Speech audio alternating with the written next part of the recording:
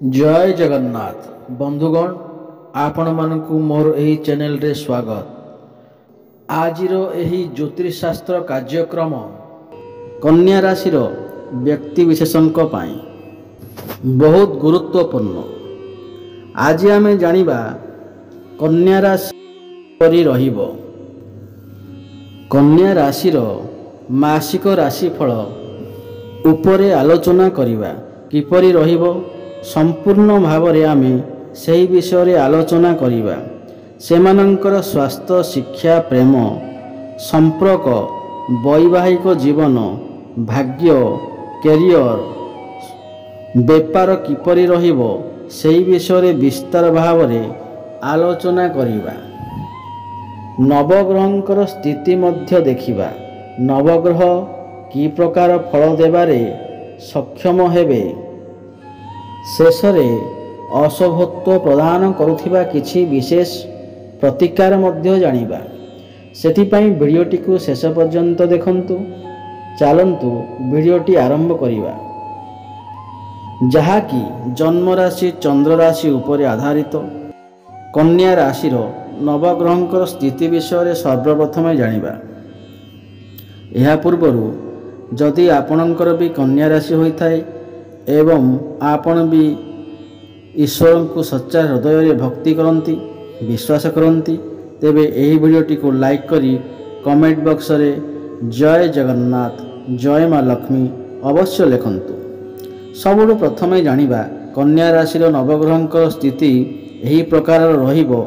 राशि चक्र षष्ठ राशि हेउची कन्या राशि एवं एही राशि अधिपति हेउचंती बुधदेव एवं बुध आपणकर तृतीय भाव में विराजमान अछंती एवं तांको सहित शुक्र मध्य विराजमान अछंती। आपणकर प्रथम भाव में केतु विराजमान अछंती द्वितीय भाव में सूर्य विराजमान अछंती। आपणकर षष्ठ भाव में शनि विराजमान अछंती। आपणकर सप्तम भाव में राहु विराजमान अछंती। आपणकर एकादश भाव में मंगल विराजमान अछंती एवं नवम भाव में देवगुरु बृहस्पति विराजमान अछंती। ध्यान दे शुणु। स्वास्थ्य विषय जानिबा। आपणकर स्वास्थ्य किपरि रहिबो। प्रथम भाव होइथाय स्वास्थ्यर भाव इम्यूनिटी सिस्टम रो भाव एवं प्रथम भाव अधिपति हेउछंती बुधदेव। बुध आपणकर तृतीय भाव में विराजमान अछंती एवं प्रथम भाव में केतु विराजमान अछंती। बंधुगण आपणकर राशिर स्वामी बुधदेव एही मासरे खराब स्थिति रे अछंती एवं भल स्थिति रे नाहंती। कारण तृतीय भाव को उपरे स्थान माना जाइथाय। राशि चक्र रे जेतेबेले राशिर स्वामी आपणकर 6, 8 एवं 12 एवं तृतीय भाव रे चलन करिथांती तो आपणଙ୍କୁ स्वास्थ्य रे किछि समस्या देखा देइथाय। एही समय रे आपणकर त्वचा संबंधी समस्या किछि देखा देई पारे। स्किन रिलेटेड समस्या किछि देखा देई पारे। एलर्जी भली समस्या देखा देई पारे। ठंडा ज्वर भली समस्या मध्य देखा देई पारे। एथि प्रति टिके ध्यान देबे। तृतीय भाव साहस पराक्रम भाव होइथाय एवं अधिक परिश्रम भाव होइथाय। कोनोसी कार्य रे अधिक परिश्रम करिबा जोगु आपणकर मुंड विधा भली समस्या मध्य देखा देई पारे। एथि प्रति आपण टिके ध्यान देबे। एबे जानिबा शिक्षा विषय। शिक्षा क्षेत्र किपरि रहिबो। पंचम भाव होइथाय शिक्षा क्षेत्र भाव एवं पंचम भावर अधिपति होउछंती शनिदेव एवं शनि आपणकर षष्ठ भाव में विराजमान अछंती। बंधुगण एठारे शनिंकर स्थिति बहुत भल अछि। षष्ठ भाव में शनि को बहुत भल माना जाइथाय एवं बहुत बड़ कथा हेउछि 15 नवेम्बर को शनिदेव बक्री हेब जाउछंती। एही मासरे पाठ पढ़ा सर्वश्रेष्ठ रहिबो। पूर्वर जदि आपणकर पाठ पढ़ारे समस्या थिला आपणकर एडमिशन रे किछि समस्या आसुथिला तेबे ताहा मध्य एही मासरे दूर हो जिवो। आपण आपणकर पाठ पढ़ारे बहुत अधिका उन्नति करिवे।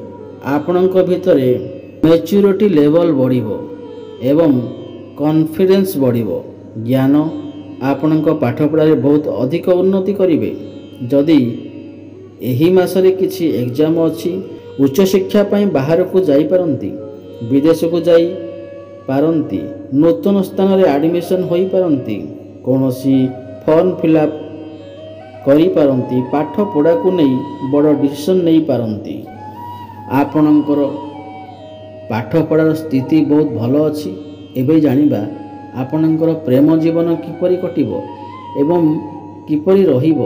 पंचम भाव होइताए प्रेम जीवनर भाव, शिक्षार भाव एवं संतानर भाव। एवं पंचम भाव रे अधिपति शनिदेव आपणकर षष्ठ भाव रे विराजमान अछंती। बंधुगण, एही मासरे मंगल आपणकर पंचम भाव को देखुचंती। आपण जहा सहित भी रिलेशनशिप रे अछंती एवं जी भी आपणकर पार्टनर अछंती, तांको भितरे टिके क्रोध देखा देई पारे, जिदपण देखा देई पारे। क्रोध कारणरू आपण दुई जनक मध्यरे समय समय रे कଳି झगड़ा एवं मन मतांतर मध्य देखा देई पारे। सप्तम भाव होइताए वैवाहिक जीवनर भाव एवं सप्तम भावर अधिपति देवगुरु बृहस्पति विराजमान अछंती एवं आपणकर भावरे राहु विराजमान अछंती। बंधुगण, एठारे मु आपणको गोटे कथा कहिबी, आपणक वैवाहिक जीवन भल अछि काहेकि ना गुरु आपणकर भाग्य भावरे अछंती, किंतु राहु आपणकर सप्तम भावरे थिबारु आपणक वैवाहिक जीवन रे समस्त समस्या देखा देउथिबो एवं एही मासरे मध्य किछिटा समस्या देखा देबो। काहेकि ना राहु हेउछंती भ्रमित ग्रह, आपणक मन को डाइवर्ट करि पारंती, एमिति कि डिवोर्स देवा पई मध्य कथा जाई पारे। केवल एही मास नुहे, आगामी 4 ରୁ 5 मास पर्यंत आपण आपणक वैवाहिक जीवन उपरे विशेष ध्यान रखंतु। राहु हेउछंती आकस्मिक ग्रह, आकस्मिक भावरे आपणक वैवाहिक जीवन रे समस्या आसी पारे, जहा आपण केबे भी भाबी नथिबे। आपणको मध्य मन मतांतर, कଳି झगड़ा भली परिस्थिति मध्य सृष्टि होई पारे। एथिप्रति विशेष ध्यान देबे। आपणकर लाइफ पार्टनरकर कैरियर मध्य किछि असुविधा होई पारे किंबा स्वास्थ्य रे मध्य किछि समस्या देखा देई पारे। जेते समस्या आसिले मध्य जेहेतु गुरुदेव आपणकर भाग्य भाव रे अछंती, तो समस्त समस्या रो आपणको बंचेइबारे चेष्टा करिवे। आपणको मन भितरे डाउट आसी पारे, मिसअंडरस्टैंडिंग होई पारे। एथिप्रति आपण टिके ध्यान देबे। एथिपई आपण उपाय अवश्य अवलंबन करंतु। उपाय आमे वीडियोर शेष रे जानिबा। एबे जानिबा सबटु गुरुत्वपूर्ण भाग्य, कैरियर, व्यापार, वाणिज्य विषय कि नवम भाव होइथाय आपणकर भाग्यर भाव एवं दशम भाव होइथाय आपणकर कैरियर भाव।